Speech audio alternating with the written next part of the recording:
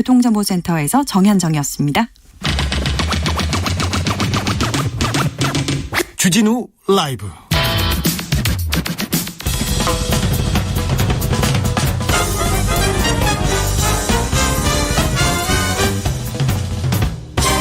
훅 인터뷰. 모두를 위한, 모두를 향한, 모두의 궁금증 훅 인터뷰. 백신 보릿고개라는 말이 사라졌습니다. 백신 접종 계획대로 진행되고 있다고 합니다. 오늘부터 아스트라제네카 2차 접종도 시작됐습니다. 언론 보도 보면 그런데 참 백신에 대한 염려, 우려 쏟아집니다. 그러다 보니까 많은 분들이 백신에 대해서 백신 접종해도 괜찮을까 걱정하는 분들 많습니다. 정말 많아요. 주변에도. 백신 접종에 대한 궁금증 좀 풀어보겠습니다. 서은숙 예방접종 피해보상심의위원회 위원, 순천향대 교수님이십니다. 안녕하세요. 네, 안녕하세요. 서은숙입니다. 네, 서은숙 교수님. 코로나 확진자가 다시 700명대예요. 잘 안 줄어듭니다. 교수님, 현 상황 어떻게 봐야 됩니까? 잘 안 줄어서 걱정이고요.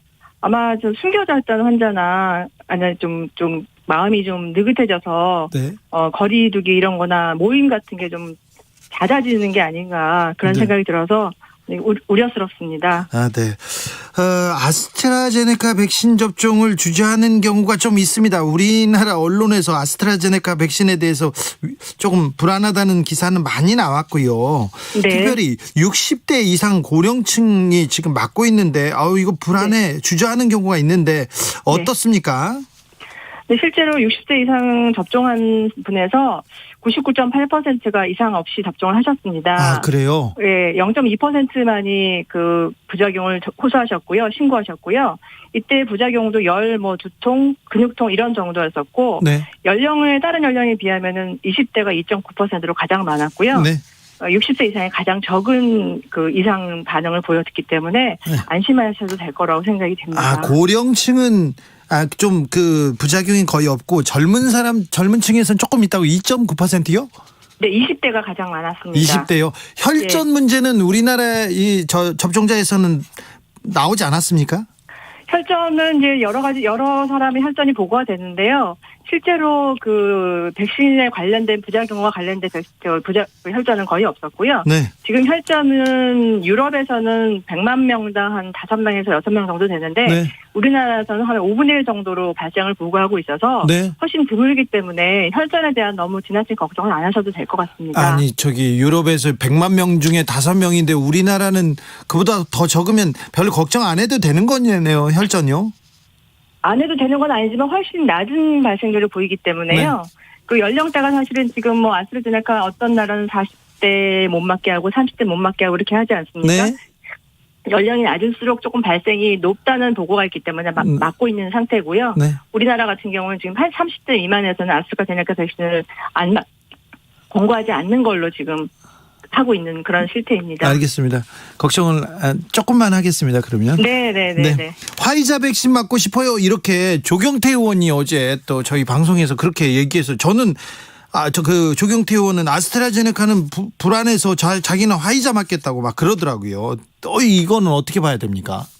화이자 백신하고 아스트라제네카 백신하고 저희 이제 그러니까 일반적으로 부작용이 있다고 보고된 신고율을 보면요. 네. 조금 높습니다. 아스트라제네카가. 그렇지만은 그 예방률 이런 거 거의 유사하기 때문에. 네. 그리고 저희 지금 예방접종을 선택할 수 있는 권한이 없지 않습니까? 네. 그래서 자기 순서가 왔을 때는 맞아주시는 게 자신도 위하고 주변 사람도 위하고 전체를 위하는 길이라고 생각이 듭니다. 빨리 맞는 게 좋죠. 60대 이상은 한 번만 맞아도 효과가 상당하다고 하는데요. 그러니까 치명률이나 이런 걸 보시면은요. 전체 환자 발생률이 60대에서 26.4%인데 사망자는 95%가 60대 이상입니다. 예. 그래서 전체 치명률은 이제 1.46% 정도 되는데 60대 이상에는 5.2%예요. 그렇죠. 그러면 4배 이상 높기 때문에 네네. 이런 걸 예방하기 위해서도 빨리 맞아야 되고요. 예. 그다음에 예방 효과를 보시면 백신을 맞고 나서 한 2주 정도부터 이제 발생률을 보시면 접종 맞은 사람은 10만 명당 한 7명 정도 예. 발생을 하는데 그래도 발생을 하긴 하죠. 예. 한 번밖에 안 맞았기 때문에. 접종을 안 받은 사람은 10만 명당 66.7명이니까 약 86.5%의 감염 예방을 할 수가 있는 거고요. 확실한 효과네요. 예. 네, 실제로 접종 맞은 환자에서는 사망이 한 건도 없었습니다. 아, 예. 네, 미접종군에서는 100명에서 100명당 3.7명이니까 확실히 그 요양병원 이런 데 사망이 거의 없거든요. 접종하고 난 다음에. 네. 그래서 예방 효과는 확실하다고 보여집니다. 효과가 확실합니다. 자, 네. 그런데 그 60대 이상 노인의 경우 좀 지병이 있거나 거동이 불편하거나 이런 분들은 좀 예방 접종하면서 어떤 점 주의해라 이런 거 있습니까? 지병이 있다고 특별히 이제 그 맞아서는 안 된다는 그런 지병은 없습니다. 특히 뭐 고혈압이 있거나 당뇨가 있거나 꼭 맞으셔야 되는 상황이고요. 그렇지만 이제 고혈압이 잘 조절이 안 된다거나 맞는 당일날 컨디션이 안 좋다거나 이런 건 좀 피하셔야 되고, 특히 이제 거동이 불편하신 분 같은 경우는 낙상하기 쉽지 않습니까? 그래서 예. 그런 걸 조심하셔야 되는 부분이 있습니다. 네, 네. 네, 그런 분들은 주사 안 맞을 때도 조심 더 하셔야 됩니다. 그렇죠. 예. 3750님께서 중증 걸려도 인과성 없다고 보상 안 해주니까 어떻게 해요? 합니다. 이상 백신 접종 후에 이상 반응 있을 경우에 대한 대응 체계도 잘 구축되어 있습니까? 지금 현재 여러 방면으로 이제 대응 체계가 구축되어 있는데요. 이제 그 질본에서나 이제 그런 데서는 이제 문자를 가지 않습니까? 언제 접종하십시오 하는 문자가 가는데, 네. 그 문자를 가진 사람한테는 3일 후에 다시 알림 문자를 보여서 특별한 증상이 없으십니까 하는 문자를 다시 보냅니다. 네. 그래서 무슨 증상이 있으면은 꼭 신고하십시오 하는 걸 하고요.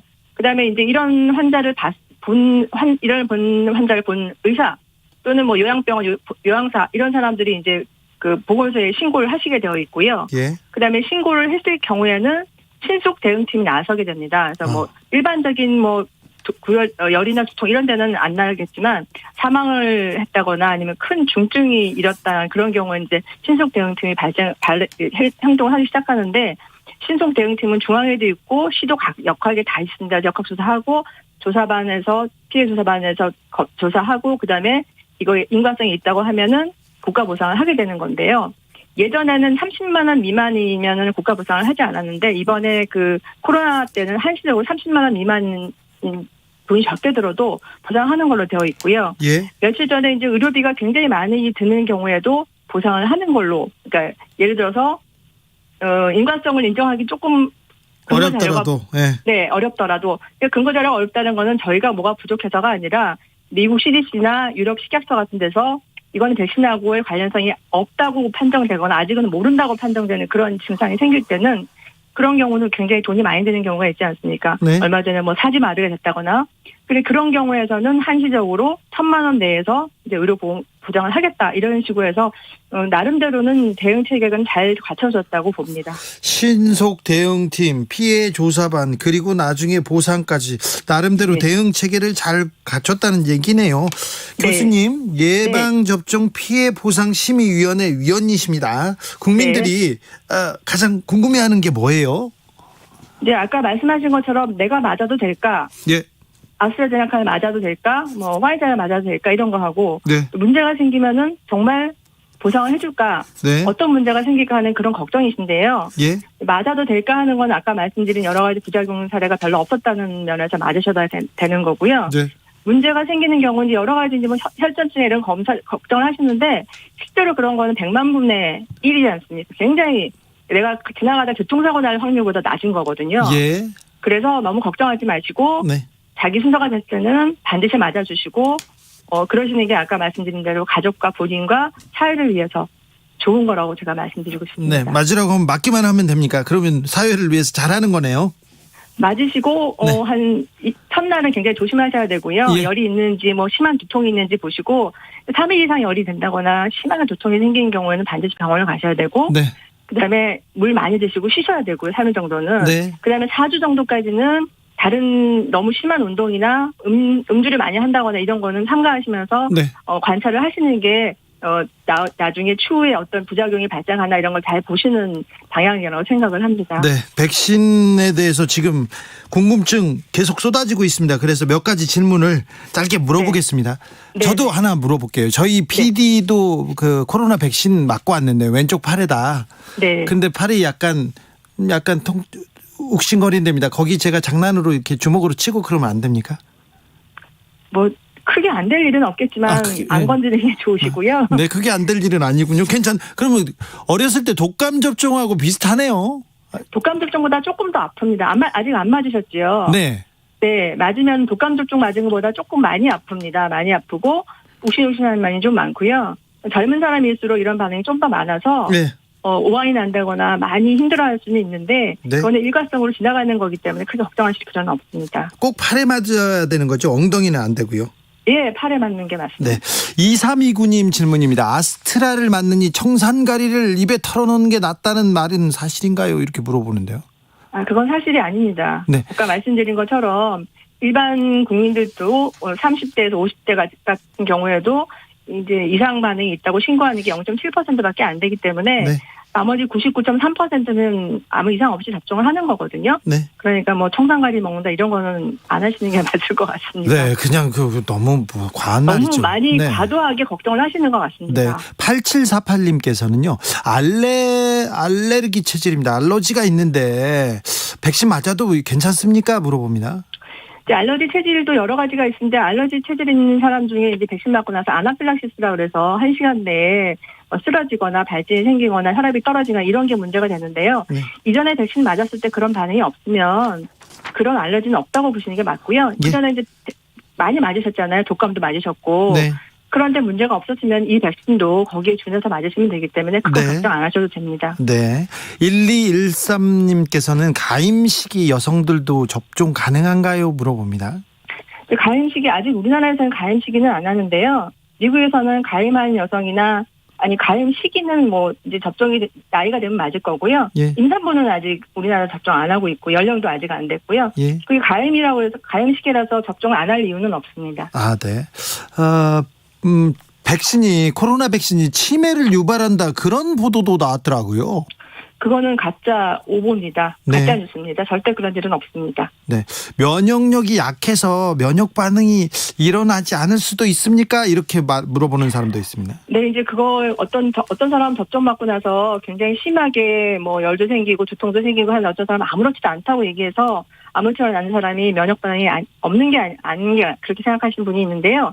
실제로 이제 그런 반응이 많은 사람하고 아무 증상이 없던 사람하고 똑같이 항체가를 비교했을 때 항체가가 비슷하다고 하거든요. 네. 그래서 면역 반응하고 상관없습니다. 그거는. 네. 개인 차이가 있을 수 있습니다. 어떤 사람은 많이 있고 어떤 사람은 없을 수 있으니까 예. 그런 걱정은 안 하셔도 됩니다. 1391님께서 유방암 항암 후에 호르몬 치료 복용 중인데요. 백신 맞아도 됩니까? 아스트라제네카 백신 맞아도 됩니까? 물어봅니다. 호르몬 복용 치료 중하고 이거는 별 상관이 없을 거로 생각이 되는데요. 네. 글쎄요. 자세한 거는 다시 한번 상의를 해보시는 게 맞을 것 같습니다. 제 생각에는 문제는 없을 것 같습니다. 네.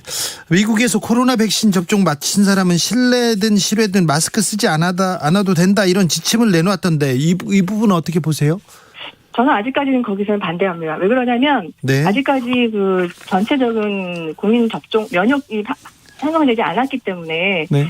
안 썼다가 밖에 나가서 걸릴 수도 있잖아요. 예. 일단은 어느 정도 전체적으로 면역이 형성됐다고 확인될 때까지는 네. 마스크 쓰는 거하고 거리 두기 하고 손 씻기는 필수적이라고 생각합니다. 네. 2353님 질문인데 백신을 맞더라도 백신 미접종자에게 바이러스를 전파시킬 수도 있습니까? 물어봅니다. 그러니까 백신을 맞는다고 해서 100%다 커버가 되는 건 아니기 때문에 네. 일정 기간 지날 때까지 특히 2회 이상 맞을 때까지는 충분히 가능성이 있거든요. 네. 1회 접종하고 나서도 코로나 걸렸다는 사람이 있지 않습니까? 네. 그런 식으로 해서 접종을 한번 했다 하더라도 충분히 가능성이 있기 때문에 아까 말씀드린 대로 기본적인 거리 두기, 손 씻기, 마스크 쓰기는 하셔야 됩니다. 네. 서은숙 교수님, 이렇게 다 답변을 해주셔가지고요. 아주 명쾌해졌어요. 감사합니다. 말도 너무 잘하셔가지고요. 고맙습니다. 네. 최진봉 교수라고요. 네. 말을 빨리 해가지고 래퍼 진봉이라는 교수님이 있는데 교수님하고 서은숙 교수님하고 둘이 나와가지고 답변하면 아주 재밌을 것 같아요. 제가 말이 좀 빠르서 죄송합니다. 아니요, 아닙니다. 자, 마지막으로 교수님, 네? 코로나 백신 예방접종에 대해서 걱정하는 사람들도 있습니다. 자, 당부하고 싶은 말씀 마지막으로 부탁드리겠습니다. 네, 앞서서 말씀드렸지만 굉장히 걱정하시고 염려하시고 두려워하시는 거 알고 있습니다. 근데 실제로 저희가 피해 조사반 해서 보면 백신 때문에 사망하시거나 백신 때문에 무슨 큰 문제가 생기는 경우는 거의 없거든요. 알고 계시는 것처럼 여러 가지 문제가 발생했다는 거는 실제로 아닌 게 대부분이니까 아까 말씀드렸듯이 60대 이상은 0.2%밖에 부작용이 없었다. 본인도 그것도 가벼운 부작용이니까요. 걱정하지 마시고 염려하지 마시고 본인의 차례가 왔을 때는 반드시 접종을 하셔서 본인의 건강을 지키시고 가족 건강을 지키시길 부탁드립니다. 백신 맞기 전에 저는 어떤 기저질환이 있어요, 어떤 약 먹고 있어요, 그래서 지금 백신 주사를 맞아도 됩니까, 이렇게 어디에 문의할 수는 있습니까? 어디 누구한테는 물어봐 보고 싶은데요. 1339에 물어보시면 얘기를 하실 수 있고요. 네. 그다음에 이제 실제로 갔을 때 예진하는 의사 선생님이 계시거든요. 네. 접종 전에. 그분한테 물어보시면 네. 안 된다 된다를 얘기해 주시거든요. 네. 근데 안 되는 경우는 거의 없습니다. 컨디션이 나쁘지 않은다면요. 네. 질병관리청 콜센터 1339 그리고 예진 주사 맞기 전에 의사 선생님이 이렇게 물어보니까 그분한테 상담을 받으면 되는 거네요. 네네. 아유, 말씀 감사했습니다. 서은숙 순천향대 교수였습니다. 감사합니다. 네. 명쾌한 해석. 네. 감명받았습니다. 6871님께서는 저는요, 종합병원 진단검사실 팀장으로 25년 근무하는 의료기사입니다. 수로 혈액 검사하고 굉장히 좀 어려운, 혈액 검사를 주로 하고요. 작년부터는 코로나 PCR 검사를 합니다. 20년 전부터 업무를 알려주시던 선생님들 생각이 납니다.